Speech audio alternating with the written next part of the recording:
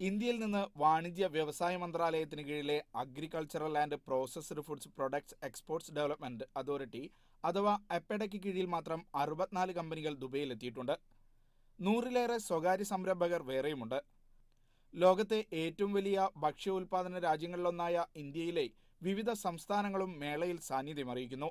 വിവിധയിനം അരികളും ധാന്യങ്ങളും പയറുവർഗ്ഗങ്ങളും പച്ചക്കറികളും ഇറച്ചിയും കയറ്റുമതി ചെയ്യുന്ന കമ്പനികളുടെ സ്റ്റാളുകൾ ഇവിടെയുണ്ട്.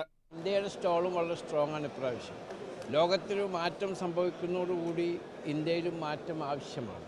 അതനുസരിച്ചും ഇന്ത്യ മാറിക്കൊണ്ടിരിക്കുന്നു. ഫുള്ളായിട്ട് മാറിയിട്ടില്ലെങ്കിലും യൂറോപ്പിനോളമോ അമേരിക്കയിലെപ്പോഴുമോ ഒപ്പമോ അല്ലെങ്കിൽ വേറെ രാജ്യങ്ങളൊപ്പം ഓസ്ട്രേലിയയെപ്പോലെയൊക്കെ നമ്മൾ ടെക്നോളജിയിലായി ആയിട്ടില്ലെങ്കിൽ തന്നെ ക്വാളിറ്റിയിലായി ആയില്ലെങ്കിൽ തന്നെ ഇന്ത്യയും അതിനുള്ളൊരു ആരംഭ പ്രവർത്തനത്തിലാണ്.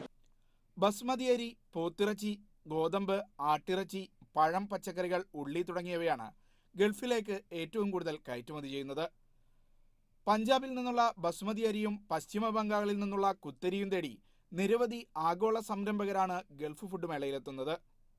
കേരളത്തിൽ നിന്നുള്ള കോഫി ബോർഡ്, ഈസ്റ്റേൺ, നിർമ്മൽ തുടങ്ങിയ സ്ഥാപനങ്ങളും ഗൾഫ് ഫുഡ് പ്രദർശനത്തിലുണ്ട്.